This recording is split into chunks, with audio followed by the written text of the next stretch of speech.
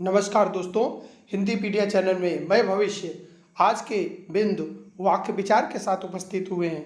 दोस्तों, आपके कमेंट पर मैंने यह दूसरा वीडियो बनाया है। आइए देखते हैं वाक्य विचार का यह वीडियो। आज का बिंदु है वाक्य विचार। इस वाक्य विचार में हम वाक्य से संबंधित सभी बातें सीखेंगे। आज हम वाक्य कैसे बनता है, वाक्य के कितने भेद होते हैं, वाक्य रचना के आधार पर कितने भेद हैं, अर्थ के आधार पर कितने भेद हैं, अर्थात वाक्य से संबंधित सभी समस्याओं का इस वीडियो से हम समाधान पाएंगे। तो आइए दोस्तों, विषय पर चलते हैं, वाक्य विचार। तो सबसे पहले वाक्य है क्या, वाक्य की परिभाषा जान लेते हैं। बहुत सारे विषय ऐसे होते हैं जिनकी परिभाषा हमें याद होती है, फिर भी जब जरूरत पड़ती है, कहीं इंटरव्यू में जाते हैं, साक्षात्कार देते हैं, तो हमसे पूछा जाता है, भाई वाक्य बताओ क्या है। छोटे छोटे प्रश्नों पर हम रुक जाते हैं। इसका मतलब हमने वाक्य को समझा नहीं। लेकिन अब चिंता की बात नहीं है। आज इस वीडियो के बाद आपको वाक्य से संबंधित प्रत्येक समस्या का समाधान मिल जाएगा। कहीं भी आप जाएंगे, परीक्षा हो, इंटरव्यू हो, कहीं भी हो, या किसी को पढ़ाना हो, तो आप वाक्य से डरेंगे नहीं। वाक्य बिल्कुल आसान हो जाएगा। तो आइए देखते हैं वाक्य विचार। तो वाक्य की परिभाषा क्या होती है?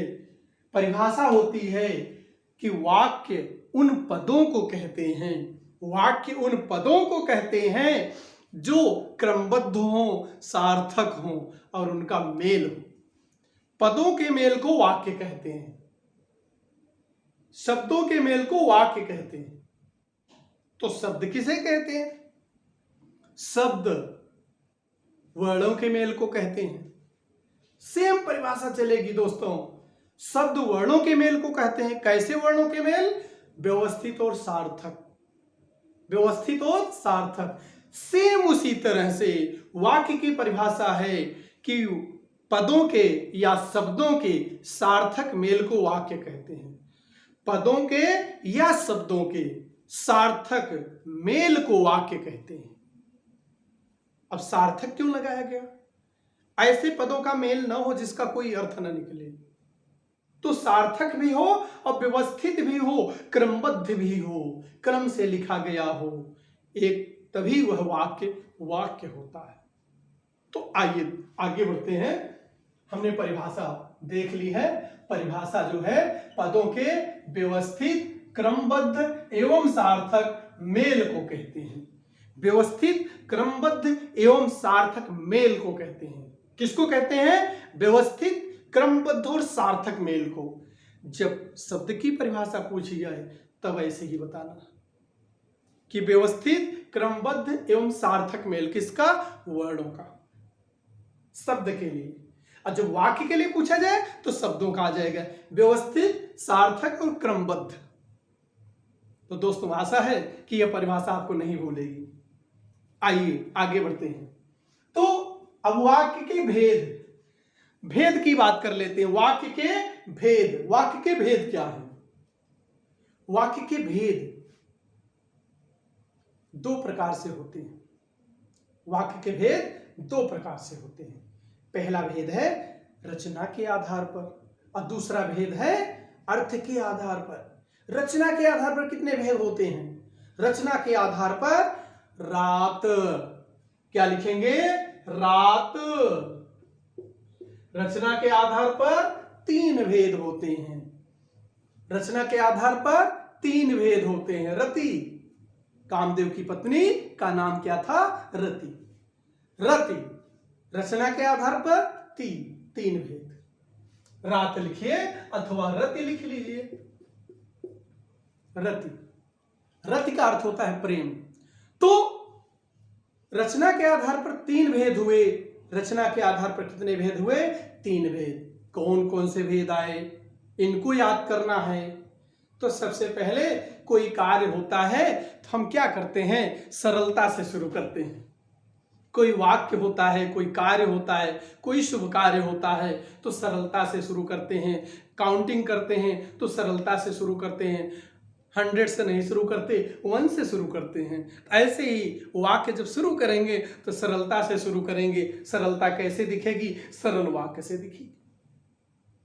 सरलता कैसे दिखेगी? सरल वाक्य से दिखेगी। सरल वाक्य। अब सरल वाक्य किसे कहते हैं? कितना मैजिक है। सरल वाक्य किसे कहते हैं? सरल वाक्य कहते हैं जब किसी वाक्य में एक क्रिया हो, एक क्रिया हो, अर्थात क्रियापद एक हो और विधेय पद एक हो और उद्देश्य पद एक से अधिक हो, एक हो अथवा एक से अधिक हो। ऐसी जगह उद्देश्य पद एक हो अथवा एक से अधिक हो कोई बात नहीं है, लेकिन विधेय पद एक हो, क्रिया एक हो, एक क्रिया के लिए हो तो वह सरल वाक्य है। जब एक क्रिया के लिए प्रयोग हो तो वह सरल वाक्य है और एक से अधिक क्रिया के लिए प्रयोग हो तो वह सरल वाक्य नहीं है। इसीलिए दोस्तों सरलता से शुरू करिए और सरलता से समझिए, सरलता से सभी चीज सरल हो जाती है। आइए आगे बढ़ते हैं। इसका एक उदाहरण लेते हैं, जैसे भुवन। कौन? भुवन। अरे वही लगान फिल्म का भुवन। भुवन अपना काम कर रहा है, उसने लगान माफ कराने के लिए क्रिकेट जैसे हथियार को बनाया, विषय बनाया और क्रिकेट के लिए जूझ पड़ा। तो क्या कर रहा है? भुवन अपना काम कर रहा है। तो करने देते हैं भुवन को अपना काम। देखिए यहां ध्यान से, कर रहा है एक क्रिया है, उद्देश्य कितने भी हो विधेय एक ही होगा, काम करना, काम कर रहा है। उद्देश्य एक से अधिक हो सकते हैं, विधेय एक हो, ऐसी जगह क्या होता है? सरल वाक्य। अब जब सरल वाक्य हो गया तो इसके आगे बढ़ना पड़ेगा। काउंटिंग शुरू हो गई, एक हुआ, एक से दो हुए, और जब दो होते हैं तो दोनों में द्वंद्व होता है। जब दो होते हैं तो दोनों में द्वंद्व होता है। दोस्तों इसके पहले आपने मेरे साथ समास भी पढ़ लिया है, समास, द्वंद्व समास। तो जब एक के बाद दो होता है तो द्वंद्व होता है। द्वंद्व के दोनों पद प्रधान होते हैं, द्वंद्व के दोनों पद प्रधान होते हैं, कोई भी अपनी हार मानने वाला नहीं होता है। ऐसी जगह वाक्य जो आप पढ़ रहे हैं तो द्वंद्व, द्वंद्व से द्वंद्व, तो द्वंद्व हुआ दोनों में, दोनों प्रधान हैं, अर्थात दो स्वतंत्र वाक्य। अर्थात दो स्वतंत्र वाक्य जब एक साथ योजक चिन्हों से संयुक्त हो, दो स्वतंत्र वाक्य एक साथ योजक चिन्ह से संयुक्त हो, दो वाक्य हो या दो से अधिक वाक्य हो, कोई बात नहीं होती। लेकिन दो वाक्य एक साथ संयुक्त क्रिया, एक साथ जब होते हैं योजक से होते हैं, एक साथ योजक से होते हैं, एक साथ जुड़ते हैं, एक साथ होते हैं, ऐसे वाक्य को संयुक्त वाक्य कहते हैं। ऐसे वाक्य को संयुक्त वाक्य कहते हैं। ऐसे वाक्यों को क्या कहते हैं? संयुक्त वाक्य कहते हैं। याद रहे दोस्तों, ऐसे वाक्य को संयुक्त वाक्य कहते हैं। आपको दिख रहा होगा संयुक्त वाक्य। इसमें क्या होता है? दो स्वतंत्र वाक्य होते हैं, दो स्वतंत्र वाक्य होते हैं, दोनों योजक से संयुक्त होते हैं, समुच्चय बोधक अव्यय से संयुक्त होते हैं। योजक से संयुक्त होते हैं या समुच्चय बोधक अव्यय से संयुक्त होते हैं, तो ऐसे वाक्य को संयुक्त वाक्य कहते हैं। पहले सरल हुआ, फिर क्या हो रहा है? संयुक्त हो रहा है, बड़ी आसानी से संयुक्त हो रहा है। तो संयुक्त हो गया। अब संयुक्त कैसे हुआ? दो या दो से अधिक वाक्य समुच्चय बोधक अव्यय से जुड़े होते हैं। किससे जुड़े होते हैं? समुच्चय बोधक अव्यय। कौन होते हैं? योजक होते हैं, जोड़ने वाले योजक। समास पढ़ा द्वंद्व समास पढ़ा, उसमें योजक पढ़ा, अथवा, या, और, आदि समुच्चय तथा आदि समुच्चय बोधक अव्ययों से जो जुड़ते हैं वह क्या कहलाते हैं? संयुक्त वाक्य। पहले सरलता से शुरू किया काउंटिंग, एक, फिर दो, द्वंद्व, दो स्वतंत्र वाक्य आए, किससे जुड़ रहे हैं? योजक से जुड़ रहे हैं, संयुक्त हो गया। संयुक्त के बाद अब क्या आने वाला है? संयुक्त में पहले उदाहरण देख लेते हैं कि मैं 10वीं कक्षा में हूं, मैं 10वीं कक्षा में हूं और मेरी बहन 12वीं में। तो यहां किससे जुड़ा? योजक क्या है? और। योजक क्या है? और योजक है, यही समुच्चय बोधक है, यही योजक है। दो स्वतंत्र वाक्य है, मैं 10वीं कक्षा में हूं, मैं अपने लिए बोल रहा हूं, और मेरी बहन 12वीं में है, यह अपनी बहन के लिए बोल रहा हूं, अपने लिए नहीं बोल रहा हूं। दो अलग अलग वाक्य हैं जो किससे योग हो रहे हैं? योजक से योग हो रहे हैं, योजक से जुड़ रहे हैं। ऐसी जगह पर आप जानिए दोस्तों, संयुक्त वाक्य होता है। जब भी परीक्षा में आए, किसी भी कंपटीशन में आए, आप इसको गलत मत करना, गलत करने का खामियाजा बहुत बुरा होता है। तो दोस्तों आइए तीसरे तरफ चलते हैं। पहले काउंटिंग की, एक, सरलता से, फिर दो, द्वंद्व आया, अब तीन आया, मैजिक तरीके से आया तीन। तीन क्या है? मिश्रित वाक्य है।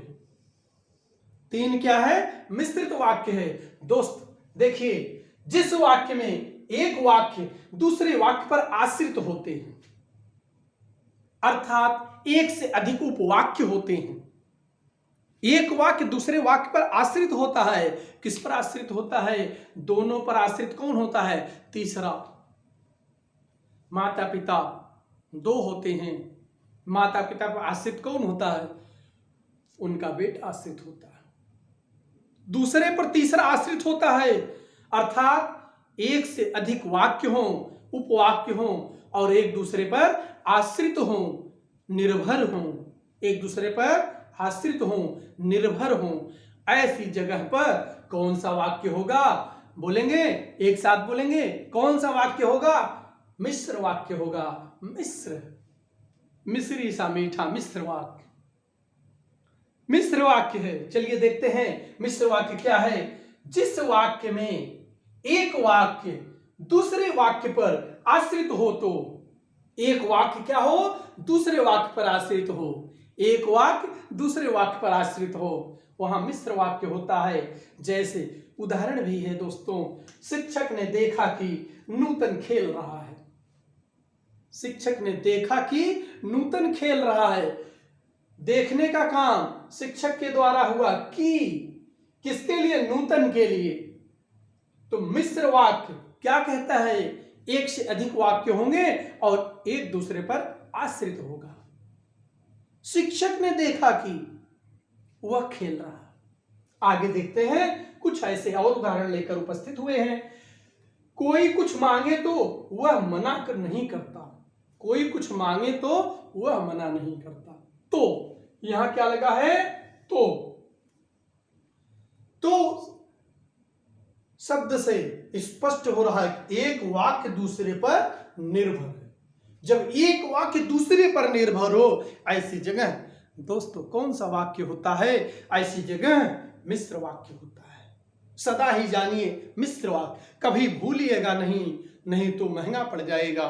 क्योंकि परीक्षा मौका नहीं देती, एक बार बीत जाने पर फिर बहुत समय लगाती है। इसलिए परीक्षा में कभी धोखा नहीं खाना है, इनको सदैव याद रखना है। दोस्तों वाक्य विचार जो हमने अभी पढ़ा, वाक्य क्या है? स्पष्ट हुआ। वाक्य क्या है? वाक्य शब्दों का व्यवस्थित सार्थक क्रमबद्ध समूह है। व्यवस्थित सार्थक क्रमबद्ध समूह है। वाक्य के दो अंग हैं, उद्देश्य और विधेय। जैसे वह पढ़ता है, वह पढ़ता है। अब वह पढ़ता है तो वाक्य के दो अंग हैं, पढ़ना एक भाग है और वह एक भाग है। तो यह उद्देश्य पद है और यह विधेय पद है। पढ़ता है विधेय पद हो गया, वह उद्देश्य पद हो गया। जैसे सुभाष चंद्र बोस ने कहा कि तुम मुझे खून दो, मैं तुम्हें आजादी दूंगा। तो सुभाष चंद्र बोस ने कहा, यह उद्देश्य पद हो गया। और दूसरा पद क्या है? विधेय पद, कि तुम मुझे खून दो, मैं तुम्हें आजादी दूंगा। तो मैं तुम्हें आजादी दूंगा, तुम मुझे खून दो, किसने कहा? सुभाष चंद्र बोस ने कहा। तो जो कहता है, जिसके बारे में वाक्य है, जिसके बारे में कुछ कहा जाए, वह उद्देश्य होता है। और जो कुछ कहा जाए, जो कुछ कहा जाए, वह विधेय होता है। जिसके बारे में कुछ कहा जाए वह उद्देश्य पद होता है दोस्तों, और जो कुछ कहा जाए वह विधेय पद होता है। स्पष्ट है, वह विधेय पद। अब वाक्य के भेद आप यहां देख रहे होंगे। वाक्य के भेद दो आधारों पर किए गए हैं, एक रचना के आधार पर, एक अर्थ के आधार पर। दोस्तों, आज आपने इस वीडियो में रचना के आधार पर भेद पढ़े। पहला भेद सरल पढ़ा, दूसरा संयुक्त पढ़ा, तीसरा मिश्र पढ़ा। 3 भेद पढ़े। इन तीनों भेदों की पहचान आपने कर ली। सरल वाक्य में क्या चीज पहचाननी है? एक क्रिया ही होगी, क्रिया एक होगी, एक क्रिया से ज्यादा नहीं होगी। संयुक्त में और मिश्र में क्रियाएं एक से अधिक होंगी। जैसे यहां पर उदाहरण देखा आपने, मांगना और करना, मना करना। यहां पर संयुक्त में भी देखिए कि कक्षा में होना और 12वीं कक्षा में होना, तो 2 क्रियाएं प्रयोग हो रही हैं। तो जब 2 क्रियाएं प्रयोग हो रही हैं तो केवल सरल की पहचान है कि एक क्रिया होगी। सरल वाक्य की पहचान है कि एक क्रिया होगी, और संयुक्त वाक्य की पहचान है योजक चिन्ह से जुड़े होंगे। योजक चिन्ह योजक शब्दों से जुड़े होंगे, समुच्चय बोधक से जुड़े होंगे। तो दोस्तों, इतना याद रखना है कि संयुक्त है तो 2 स्वतंत्र वाक्य होंगे जो योजक से जुड़े रहते हैं। स्वतंत्र वाक्य भी होते हैं और योजक से जुड़े रहते हैं, वही संयुक्त है। और इसके बाद तीसरा है मिश्र। मिश्र जो होता है, एक से अधिक वाक्य होंगे जिसमें एक ही वाक्य प्रधान होगा, दूसरा गौण वाक्य होगा, उपवाक्य होगा। एक वाक्य जब प्रधान होगा, एक वाक्य प्रधान होगा, ध्यान देंगे, एक वाक्य प्रधान होगा, दूसरा क्या होगा? गौण होगा, अमुख्य होगा, अप्रधान होगा। तो ऐसी जगह पर मिश्र वाक्य होता है दोस्तों। जैसे मैं स्टेशन पहुंचा कि ट्रेन चली गई, मैं ही हूं, मैं स्टेशन पहुंचा कि ट्रेन चली गई। तो इसमें प्रधान वाक्य है मेरा पहुंचना। मैं पहुंचता या ना पहुंचता, ट्रेन का जाना था। तो क्या प्रधान वाक्य हुआ? मेरा पहुंचना। मैं स्टेशन पहुंचा, ट्रेन जा चुकी थी, ट्रेन चली गई थी। तो दोस्तों, इस तरह से आज आप मेरे साथ वाक्य रचना को सीखा। आपको वीडियो कैसा लगा मेरे कमेंट बॉक्स में जरूर दीजिएगा। इससे मेरा मनोबल बढ़ता है, मेरे लिए बहुत महत्वपूर्ण है। इसलिए दोस्तों, आप नए हैं तो चैनल को सब्सक्राइब जरूर करें, ताकि मैं जितने भी वीडियो आपको लाऊं, आपके पास लाता रहूं, आपको उस वीडियो का नोटिफिकेशन मिल जाया करे और आप मेरे हर वीडियो को सही समय पर देख पाएं और लाभ उठा पाएं। तो आज के लिए इतना ही। अगले वीडियो में लेकर उपस्थित होंगे अर्थ के आधार पर वाक्य के भेद। दोस्तों, यह वीडियो आपको कैसा लगा कमेंट बॉक्स में लिखकर बताएं। नए दोस्त इसे सब्सक्राइब करें और जो पहले से हैं दोस्तों में शेयर करें। धन्यवाद।